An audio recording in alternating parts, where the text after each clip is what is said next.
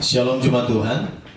Shalom. Shalom. Puji Tuhan, kita bersyukur kepada Tuhan untuk anugerah Tuhan bagi kita semua.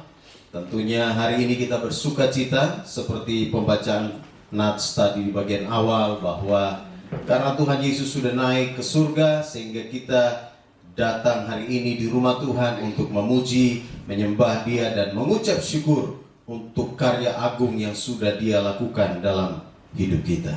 Saudara-saudara kekasih dalam Tuhan Yesus Kristus, mari kita lihat bagian firman Tuhan yang tadi sudah kita baca dari Kisah Para Rasul pasal 1 ayat 1 sampai ayat yang ke-11.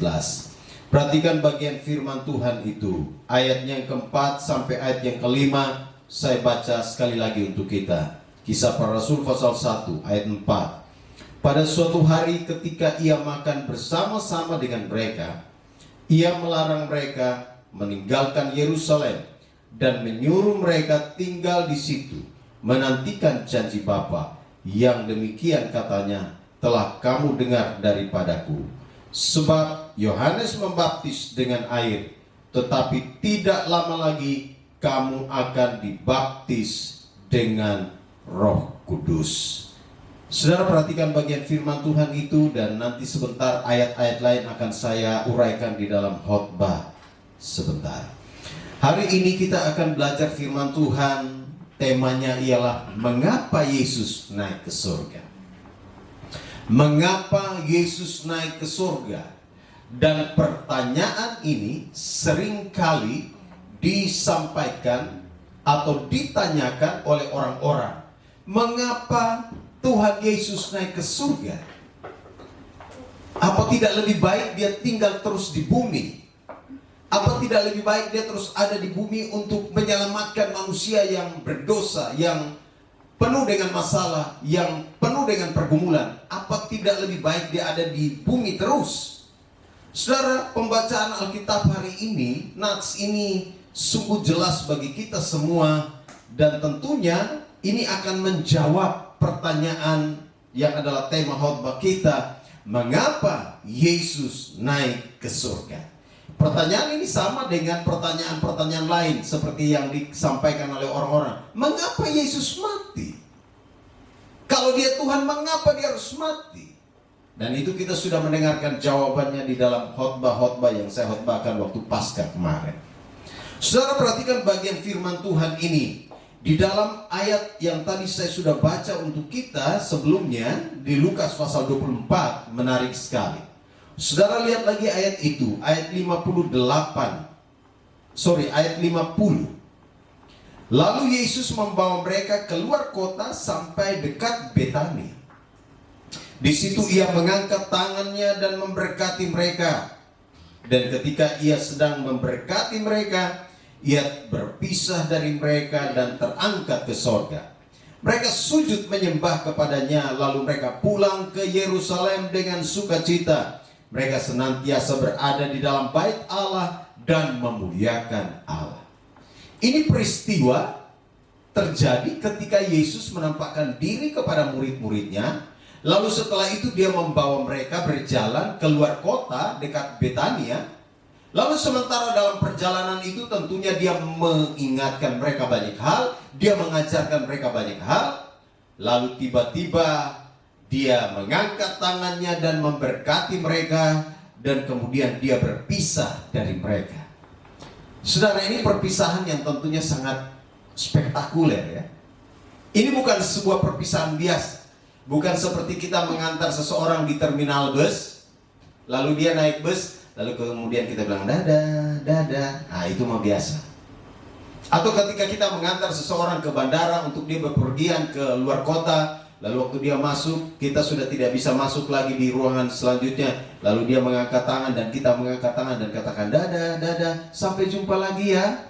Nanti sampai di sana kabarin ya, telepon ya, WhatsApp ya. Itu mah biasa. Tapi saudara, perhatikan, ketika Yesus membawa murid-muridnya dan Dia berbicara dengan mereka, lalu kemudian Dia mengangkat tangan dan memberkati mereka. Ini perpisahan yang benar-benar spektakuler. Perpisahan yang benar-benar mengesankan. Bagaimana tidak? Waktu Dia mengangkat tangan dan memberkati mereka, itu Dia terangkat perlahan-lahan. Dia terangkat perlahan-lahan naik ke surga. Dan murid-murid yang menyaksikan detik demi detik di mana dia terangkat. Dia tidak langsung hilang dari pandangan mereka seperti simsalabim lalu hilang pergi begitu saja. Tapi dia terangkat perlahan-lahan. Alkitab katakan dia mengangkat tangannya dan dia memberkati mereka. Ini luar biasa sekali. Mereka menyaksikan. Mungkin ada yang tertegun, ada yang mungkin wah, bagaimana peristiwa ini bisa terjadi? Bagaimana dia bisa terangkat seperti itu? Tetapi Alkitab berkata kepada kita, mereka sangat bersukacita di Lukas 24 yang tadi saya baca. Mereka sujud menyembah kepadanya. Waktu dia terangkat, dia mengangkat tangan, lalu kemudian mereka sujud menyembah. Saya tidak tahu, mereka mungkin menyanyi puji-pujian di situ. Lalu kemudian mereka melihat, menyaksikan, dan awan itu kemudian menutupnya. Dia terangkat, lalu kemudian mereka pulang dengan sukacita. Saudara, tempat itu saya dengan karena ini sudah sampai di sana, dan waktu Yesus terangkat ke surga, wah, saya bisa bayangkan itu di atas bukit, ya, orang bilang Bukit Zaitun. Bukit Zaitun itu di atas ketinggian. Di bawah itu lembah-lembah yang sangat dalam. Kalau kita mau naik ke bukit itu luar biasa, dengan mobil yang ya mobil-mobil, tidak bisa mobil bis besar ke sana. Itu kita harus over bis lagi, lalu kemudian kita naik di mobil-mobil yang lebih kecil dari bis karena jalannya lumayan sampai ke atas. Lalu mereka sekarang membangun semacam kapel di situ. Kapel di situ bukan hanya orang Kristen yang datang berziarah melihat itu, tapi orang dari agama manapun datang ke situ. Dan mereka seperti buat semacam sebuah monumen bahwa ketika Yesus disinilah kakinya menginjakkan di tempat inilah, lalu kemudian dia terangkat. Dan saya bisa bayangkan itu tempat ketinggian. Waktu dia terangkat, murid-murid menyaksikannya, dan perlahan-lahan dia naik. Wah, itu sesuatu yang luar biasa spektakuler, sesuatu yang luar biasa mengesankan. Dan ini yang membuat mereka tidak bersedih. Alkitab katakan mereka bersuka cita. Mereka pulang ke Yerusalem, lalu mereka ada di bait Allah untuk memuji-muji Allah. Maka kalau orang kenaikan Kristus lalu dia tidak ada di gereja, itu saya heran. Dia tidak memperingati kenaikan Kristus, dia tidak datang beribadah dan memuji Tuhan di dalam rumah Tuhan, itu saya heran. Mengapa? Alkitab berkata kepada kita semua, murid-murid itu bersuka cita. Mereka pulang, mereka tidak pergi ke tempat kerja mereka, tapi mereka pergi untuk memuliakan Allah di dalam bait Allah. Dan hari ini kita punya keputusan, setiap kita yang ada di rumah Tuhan itu benar. Kita datang di sini untuk mengingat kembali, kita bersuka cita karena Tuhan kita Allah yang hebat, Allah yang dahsyat. Dia mati, dia bangkit, dia naik ke surga, dan itu menjadi sebuah sukacita tersendiri bagi kita. Karena itu saudara kekasih, perhatikan bagian firman Tuhan ini. Di dalam Kisah Para Rasul pasal 1 tadi, ayat yang kelima, lalu nanti saudara lihat Matius 3 ayat 11. Ada beberapa kebenaran penting mengapa Yesus naik ke surga. Saya akan menjawab pertanyaan tema ini dengan menyampaikan hal-hal penting dari Alkitab. Alkitab sendiri menjawab mengapa Yesus naik ke surga. Perhatikan di dalam ayat 5 tadi. Sebab Yohanes membaptis dengan air, tetapi tidak lama lagi kamu akan dibaptis dengan Roh Kudus. Mengapa Yesus naik ke surga? Jawaban pertama ialah dia naik ke surga karena dia akan mengutus Roh Kudus. Atau dengan bahasa Kisah Para Rasul, dia akan membaptis orang percaya dengan Roh Kudus. Saya sudah berulang-ulang kali menjelaskan ini kepada kita semua. Ada berapa jenis baptisan? Ada berapa jenis baptisan di dalam Alkitab? Ini kalau CCA lagi pasti ini harap pada tangan yang kekal. Saudara lihat Matius 3 dulu ayat 11. Matius 3 ayat 11.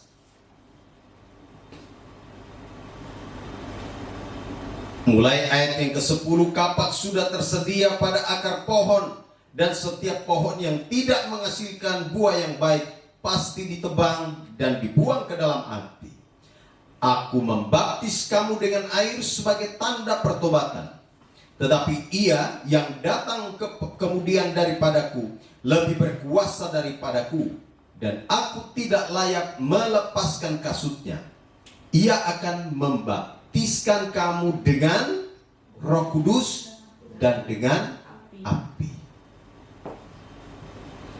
Ada 3 jenis baptisan yang diajarkan di dalam Alkitab. Yang pertama adalah baptisan dengan air. Orang yang percaya kepada Kristus, menerima Tuhan Yesus sebagai Tuhan dan Juru Selamat secara pribadi, dia harus dibaptis dengan air. Dan baptisan air itu apa? Sebagai tanda apa? Tanda pertobatan. Dia menyatakan diri bahwa dia sudah bertobat, lalu kemudian dia memberi diri untuk dibaptis dengan air sebagai tanda pertobatan. Jadi kalau ada orang yang sudah bertobat, dia bilang dia harus masuk di fase selanjutnya, di mana dia harus memberi diri untuk dibaptis dengan air sebagai tanda pertobatan.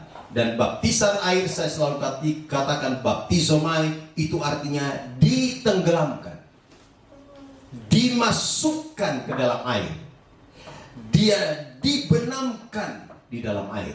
Itu baptisan, baptizomai. Lalu ada jenis baptisan yang kedua. Ayat itu menjelaskan kepada kita, Matius 2 ayat 11. Dia yang lebih berkuasa daripadaku, dan aku tidak layak melepaskan kasutnya. Ia akan membaptiskan kamu dengan Roh Kudus. Baptisan Roh Kudus ini bukan bahasa roh. Banyak orang yang keliru. Ada orang-orang yang berkata dan mengajarkan begini, tanda seseorang dibaptis dengan Roh Kudus itu ketika dia sudah bisa bicara bahasa roh. Kira sandalama ye, begitu. Apa? Bukan seperti itu. Baptisan Roh Kudus, dibaptis dengan Roh Kudus, itu artinya ditenggelamkan, dimasukkan ke dalam penguasaan Roh Kudus. Nanti saya jelaskan ini, saya lompat dulu. Baptisan jenis yang ketiga ini baptisan dengan api. Maka dibilang, ia akan membaptiskan kamu dengan Roh Kudus dan dengan api. Pendeta membaptiskan jemaat yang percaya kepada Yesus dengan air. Mengerti ini? Saya ulang. Pendeta membaptiskan jemaat yang percaya, yang menyerahkan hidupnya kepada Yesus, menerima dia sebagai Tuhan dan Juru Selamat secara pribadi. Dia membaptis dengan air. Makanya Yohanes bilang begini, dengar baik-baik ini, Matius 2. Yohanes bilang pada dirinya, aku membaptis kamu. Membaptis siapa? Orang-orang yang datang di tepi sungai Yordan itu banyak sekali. Yohanes bilang gini, aku membaptis kamu dengan air sebagai tanda pertobatan. Hamba Tuhan membaptis jemaat yang percaya, yang datang menyerahkan diri untuk menerima Yesus, itu sebagai tanda pertobatan. Tapi Yesus akan membaptis orang percaya dengan Roh Kudus. Dia membaptis orang percaya dengan Roh Kudus. Nanti saya jelaskan poin ini, tapi saya lompat ke poin yang kedua tadi. Dia akan membaptis juga orang lain dengan api. Siapa yang akan dibaptis Yesus dengan api? Apakah saudara dan saya? Apakah saudara dan saya yang terima Yesus, lalu kemudian kita dibaptis dengan api? Seperti ada pengajaran-pengajaran yang katakan, terimalah api, api, api. Dan mereka bilang ini api Roh Kudus. Ini beda, ini bukan api Roh Kudus. Ini ada konteksnya di dalam ayat 10. Kapak sudah tersedia pada akar pohon, dan setiap pohon yang tidak menghasilkan buah yang baik pasti ditebang dan dibuang ke dalam api. Waktu Yesus membaptis seseorang dengan api, artinya dia akan membuang orang itu ke dalam api. Siapa yang akan dibuang ke dalam api? Mereka yang menolak dia dan tidak percaya, mereka yang tidak bertobat, itu akan dibaptis dengan api. Maksudnya ditenggelamkan di dalam api, dibuang ke dalam api. Yang akan melakukannya siapa? Yesus. Baca Wahyu, ada lautan api yang menyala-nyala. Orang-orang yang tidak bertobat, pezina, pesundal, orang kikir, orang cabul, pemburi, segala macam, pendusta, dan yang lain-lain, penyembah berhala, itu akan dilemparkan ke dalam lautan api. Siapa yang akan melemparkan mereka? Yesus yang akan melemparkan mereka. Kapak sudah tersedia, dan dia akan menebang pohon itu dan dibuang ke dalam api. Tapi bagi orang percaya, Yesus membaptis kita dengan Roh Kudus. Jadi harus bisa bedakan ya. Hamba Tuhan membaptis jemaat yang percaya itu dengan air sebagai tanda pertobatan. Semua di sini sudah dibaptis ya. Itu tanda pertobatan. Yang baptis siapa? Dengan air? Tuhan Yesus yang bawa kalian ke sungai kah, ke laut kah untuk dibaptis? Hamba Tuhan, pendeta. Tapi Yesus akan membaptis dengan Roh Kudus dan dengan api. Itu sebabnya mengapa kita harus ada di rumah Tuhan untuk bersuka cita menyembah Dia, mengingat kembali peristiwa di mana Dia naik ke surga. Karena Dia naik ke surga, kebenaran penting pertama yang saya katakan di sini, Dia akan membaptis saudara dan saya, dan Dia sudah membaptis saudara dan saya dengan Roh Kudus. Dia membawa kita masuk di dalam penguasaan Roh Kudus. Sekali lagi, Dia mengutus Roh Kudusnya untuk menyertai kita. Dia membawa kita masuk di dalam perlindungan Roh Kudusnya. Dia membawa kita masuk di dalam sebuah hubungan yang indah dengan Roh Kudus. Itu sebabnya di dalam Kisah 1 ayat 5 dia bilang begini, tetapi tidak lama lagi kamu akan dibaptis dengan Roh Kudus. Tidak lama itu maksudnya apa? Waktu Yesus bilang kepada murid-muridnya, tidak lama. Dia naik ke surga, lalu kemudian Dia mengutus Roh Kudusnya. Dan waktu Dia mengutus Roh Kudus, itu yang dibilang Dia membaptis dengan Roh Kudus. Saudara perhatikan Kisah Para Rasul pasal 2 ayat 38. Satu pasal aja di sebelah, saudara tinggal pindah sebelah. Kisah Para Rasul pasal 2 ayat 38. Perhatikan di dalam ayatnya yang ke-38, di sana firman Tuhan katakan, jawab Petrus kepada mereka, bertobatlah dan hendaklah kamu masing-masing memberi dirimu dibaptis dalam nama Yesus Kristus untuk pengampunan dosamu. Maka kamu akan menerima karunia Roh Kudus. Waktu Petrus berkhotbah, lalu kemudian banyak orang bertobat, mereka bilang, Bapak Rasul, apa yang harus kami lakukan? Apa yang harus kami perbuat? Cerita itu seperti begitu di ayat sebelumnya. Lalu Petrus katakan, oke, bertobatlah dan hendaklah kamu masing-masing beri dirimu dibaptis dalam nama Yesus Kristus untuk mendapatkan pengampunan dosa. Maka kamu akan menerima karunia Roh Kudus. Karunia Roh Kudus yang dimaksudkan ialah kamu akan menerima pemberian Roh Kudus. Jadi orang yang sudah menerima Yesus sebagai Tuhan dan Juru Selamat secara pribadi, mereka yang sudah ada di dalam persekutuan, di dalam baptisan sebagai tanda pertobatan, mereka itu juga lah yang menerima baptisan Roh Kudus, menerima karunia Roh Kudus. Yesus mengutus Roh Kudusnya supaya tinggal di dalam hati setiap kita. Amin. Maka kita bersyukur mengingat kembali peristiwa kenaikan Kristus. Kita ada di gereja untuk bersyukur karena ini nih. Roh Kudus itu adalah pemberian terbaik. Nanti Pentakosta saya akan jelaskan minggu depan, hari ke-10 ya. Pentakosta itu hari ke-50 dari hari peristiwa kematian kebangkitan Kristus. Penta. Nanti saudara bisa lihat, minggu depan saya akan jelaskan ini. Tapi saudara yang kekasih, perhatikan, Yesus mengutus Roh Kudusnya. Dan di dalam ayat 38 pasal 2, ini syaratnya. Kalau mau menerima baptisan Roh Kudus, maka setiap kita harus menyerahkan diri, menerima Yesus sebagai Tuhan dan Juru Selamat secara pribadi, memproklamirkan itu di dalam baptisan air sebagai tanda pertobatan, dan di saat kita menerima Kristus, maka kita juga dibaptis, ditenggelamkan, dimasukkan di dalam perlindungan kuasa Roh Kudus. Makanya saudaraku yang kekasih, menarik sekali. Ayat ini sungguh meneguhkan kita semua. Saudara lihat Efesus pasal 1. Ini ada hubungannya. Efesus pasal 1, perhatikan bagian firman Tuhan itu. Ayat 13 sampai ayat yang ke-14. Di sana firman Tuhan katakan demikian. Di dalam Dia kamu juga, karena kamu telah mendengar firman kebenaran, yaitu Injil keselamatanmu. Di dalam Dia kamu juga, ketika kamu percaya, dimeteraikan dengan Roh Kudus yang dijanjikannya itu. Dan Roh Kudus itu adalah jaminan bagian kita sampai kita memperoleh seluruhnya, yaitu penebusan yang menjadikan kita milik Allah untuk memuji kemuliaan-Nya.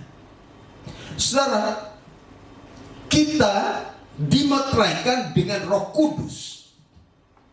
Mengapa Yesus membaptis kita dengan Roh Kudus?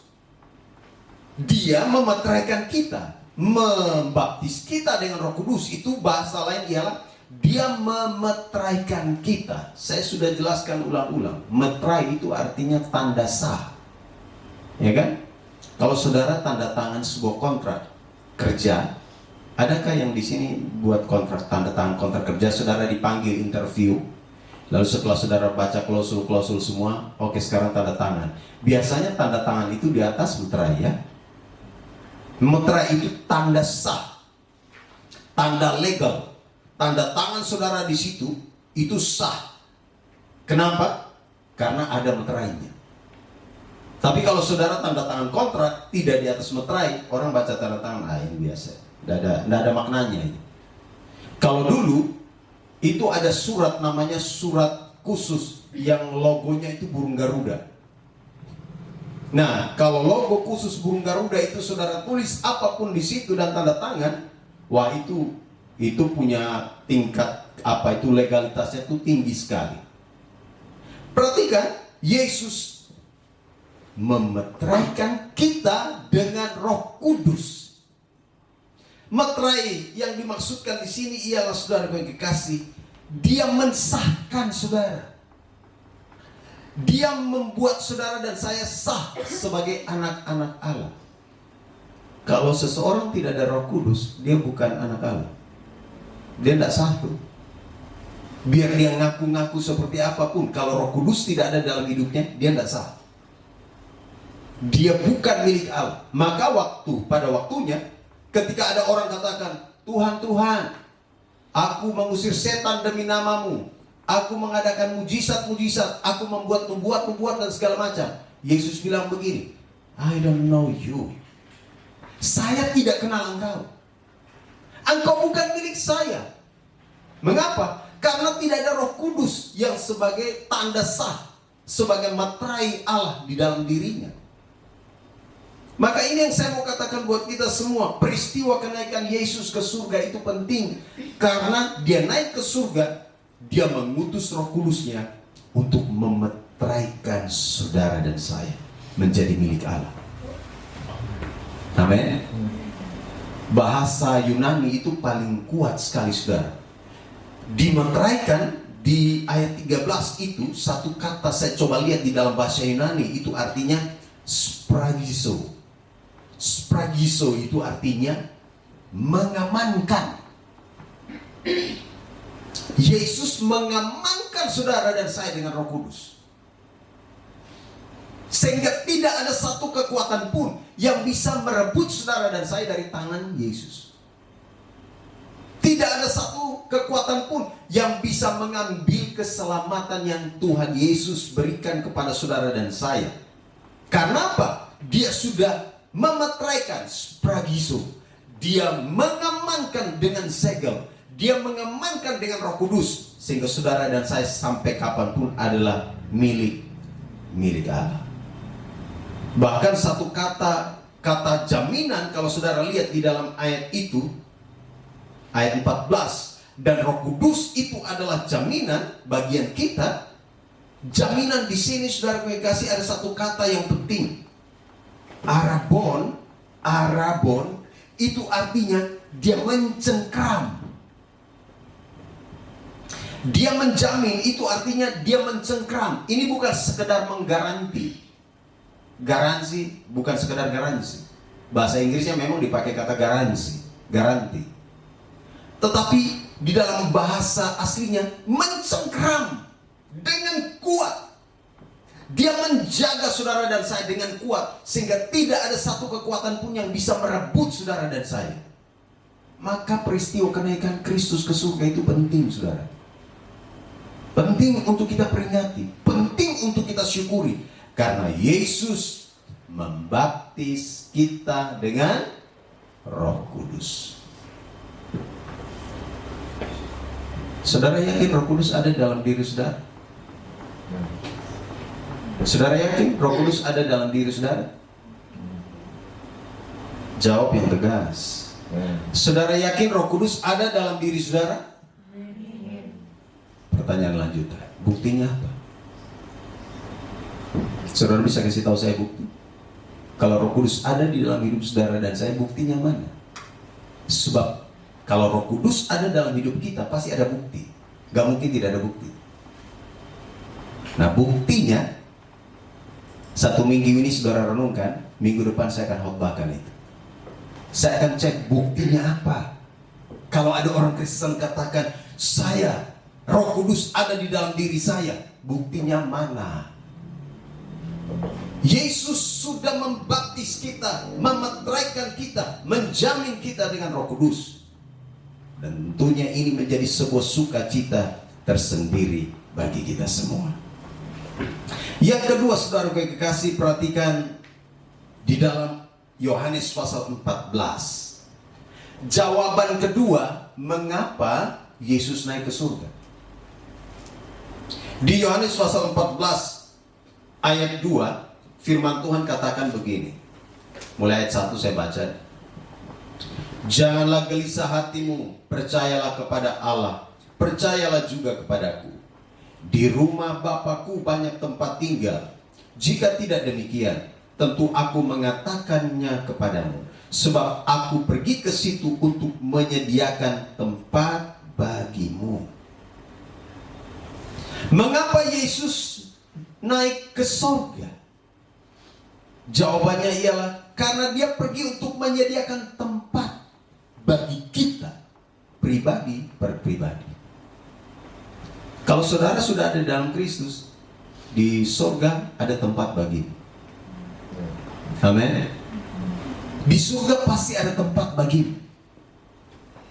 Karena Yesus pergi untuk menyediakan tempat bagi kita. Karena itu Alkitab katakan, jangan gelisah, jangan khawatir, setelah saya meninggal saya pergi kemana.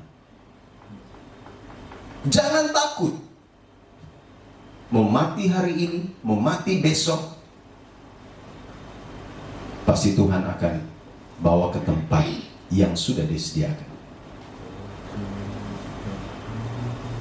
Kemarin dengar berita kaget dari keluarga di Kupang. Dulu kami tinggal satu kompleks dan itu sudah saudara dari kecil, main sama-sama, rumah kami sebelah tembok. Umurnya masih muda, 49 tahun, komisaris besar polisi di Lemhanas ini, di Jakarta, meninggal dunia. Jenazahnya dibawa pulang ke sana. Wah, di grup keluarga kemudian kami, waduh, sedih, kasih ucapan. Ada adiknya, kemudian di media sosial saya kirim juga ucapan ke sana. Umur 49 tahun, jenjang karir masih bagus, mau naik ke lebih tinggi lagi. Tapi Tuhan hanya izinkan sampai umur 49. Tapi saya percaya dia anak Tuhan, kita anak Tuhan. Kalau umur yang Tuhan kasih kepada kita sudah cukup, jangan gelisah, jangan khawatir. Tempat di surga tersedia bagimu. Amin. Yang paling penting ialah selama kita hidup, kita harus hidup melakukan semua yang terbaik untuk Tuhan. Tidak ada garansi bagi saudara dan saya sehat-sehat lalu kemudian umur bisa panjang. Tidak ada garansi itu. Sebab tiket untuk mencabut nyawa kita ada di dalam tangan Tuhan.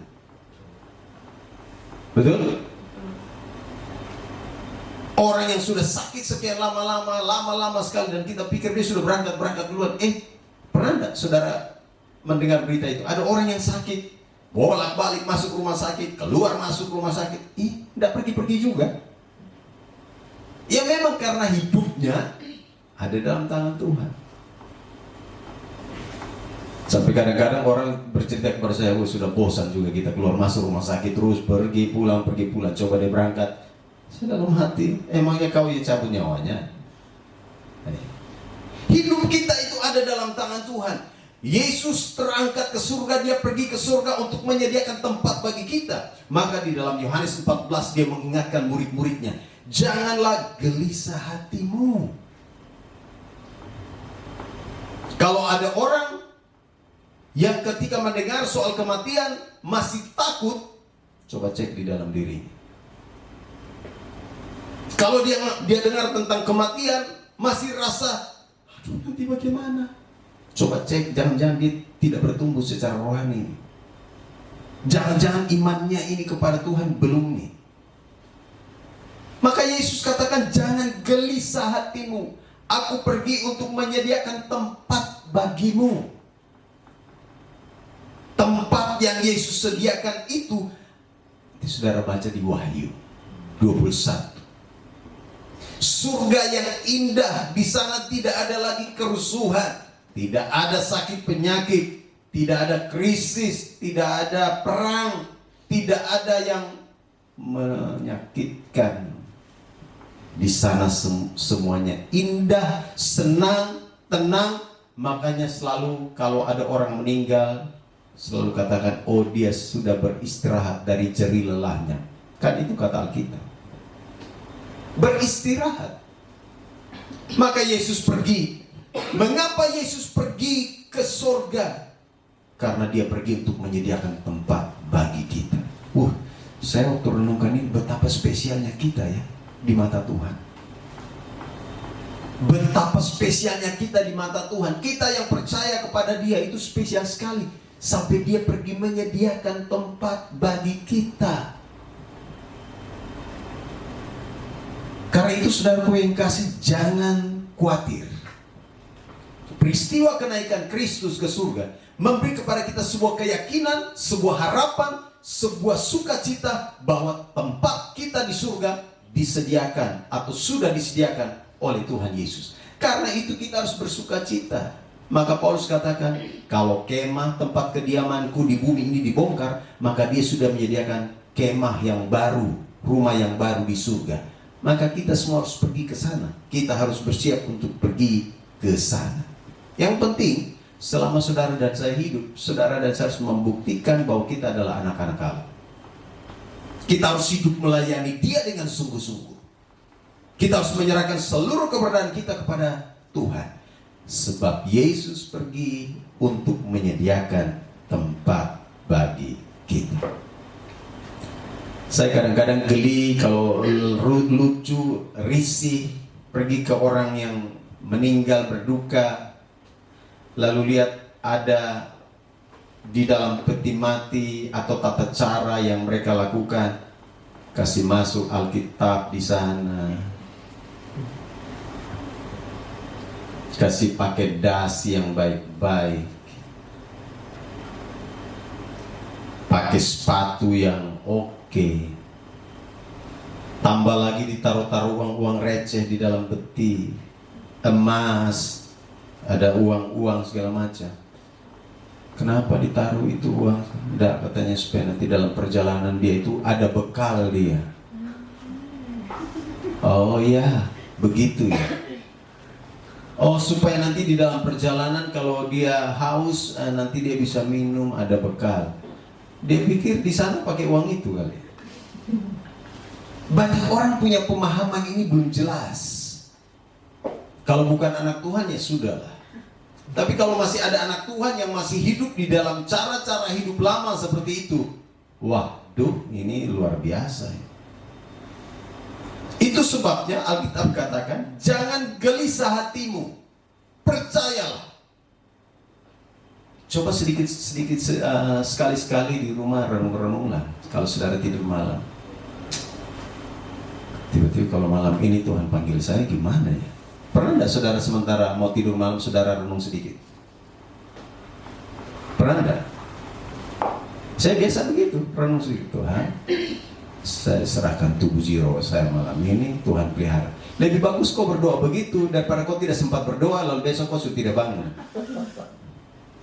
Ya, tidur tuh renung-renungkanlah sedikit kebaikan Tuhan. Tidur malam tuh renung. Jangan kau sibuk dengan kau punya pekerjaan. Di tempat tidur juga masih sibuk dengan pekerjaan. Tidur itu serahkan hidup kepada Tuhan. Besok dia tidak kasih bangun kau lagi, selesai itu urusan. Memangnya mau bisa kerja besok kalau dia tidak kasih bangun? Nah, ini yang saya mau katakan buat kita semua. Ketika Yesus pergi ke surga, naik ke surga, dia pergi menyediakan tempat bagi kita, bagi saudara dan saya. Maka dia katakan jangan gelisah, jangan khawatir, jangan takut soal yang namanya kematian. Yesus katakan, akulah jalan dan kebenaran dan hidup. Tidak ada seorang pun yang datang kepada Bapa kalau tidak melalui aku. Di mana ayatnya? Ayatnya di bawah sedikit, Yohanes 14 ayat 6. Tadi kan 2. Saudara, ini penting sekali sehingga ketika kita memperingati peristiwa kenaikan Yesus ke surga, kita harus bersyukur. Bersyukur karena Dia menyediakan tempat bagi kita. Maka tadi ayat sebelum yang saya baca, kenapa murid-murid itu pulang bersuka cita? Mereka pergi memuji Tuhan di bait Allah. Karena dalam perjalanan dan mereka mengingat bagaimana Yesus sudah mengajar mereka bahwa mereka sudah diselamatkan dan mereka sekarang akan disediakan tempat di surga. Mereka pulang semangat sekali. Mereka pulang dan mereka bersuka cita, mereka bersyukur. Yes, ada rumahku di surga. Kan begitu. Dan bukan nama ini yang kita pakai. Di surga itu tidak ada kenal lagi nama Vio, tidak ada. Di surga tidak pakai nama itu. Itu nama kita di bumi. Identitas di surga tidak pakai itu. Nanti saudara baca sendiri di Wahyu ya. Ada nama baru yang Tuhan kasih buat saudara dan saya. Maka lagu-lagu himne kita kemenangan iman, sekali-sekali nyanyilah. Ada nama baru dalam surga, namaku, ya namamu. Malak nyanyi di hadapan Allah bahwa ku telah tobat. Nanti cari nyanyi lagu itu. Adanya nama baru.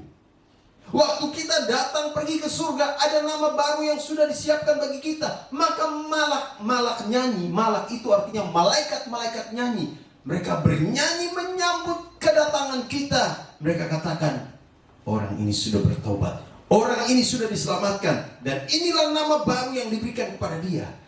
Itu sebabnya peristiwa kenaikan Kristus membuat kita bersuka cita. Amin. Maka itu waktu saya renungkan ini, oh Tuhan, terima kasih. Engkau naik ke surga, Engkau menyediakan tempat bagi saya. Yang terakhir, saudaraku yang kekasih, perhatikan Kisah 1 ayat 11 untuk menjawab pertanyaan tadi. Mengapa Yesus naik ke surga? Kisah 1 ayat yang ke-11 firman Tuhan katakan demikian. Dan atau ayat 10. Ketika mereka sedang menatap ke langit waktu ia naik itu, tiba-tiba berdirilah dua orang yang berpakaian putih dekat mereka. Jangan saudara baca berpakaian putih dekat mereka lalu saudara lihat baju saya hari ini, saya pakai baju putih. Memang saya sengaja sekali mau pakai baju putih hari ini.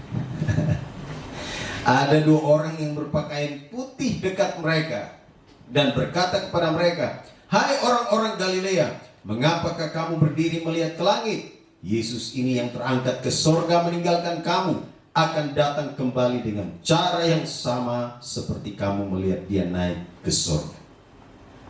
Mengapa Yesus naik ke surga? Jawabannya ini. Karena dia juga mau tunjukkan bagaimana caranya dia datang kembali. Amin. Dia mau tunjukkan bagaimana caranya dia datang kembali. Waktu dia naik ke surga, dia naik terangkat, disaksikan oleh murid-murid dan orang-orang yang ada di situ. Dan pada waktu dia kembali, dia juga akan datang di dalam kemuliaannya. Dan itu akan disaksikan oleh seluruh dunia. Bayangkan kalau Yesus turun. Wah, maka ada lagu dulu yang bilang, Tuhan datang di awan-awan. Kalian tidak tahu ya? Datang kumpulkan anak-anaknya. Ya, dia datang di awan-awan. Dia datang dengan cara yang sama seperti ketika dia naik. Maka inilah dia kasih tunjuk caranya. Anak-anak Tuhan tidak usah lagi nanya, Yesus datang kedua kali caranya kayak mana ya? Dia sudah kasih tahu nih. Dua malaikat itu katakan, Yesus ini yang terangkat ke sorga meninggalkan kamu akan datang kembali dengan cara yang sama.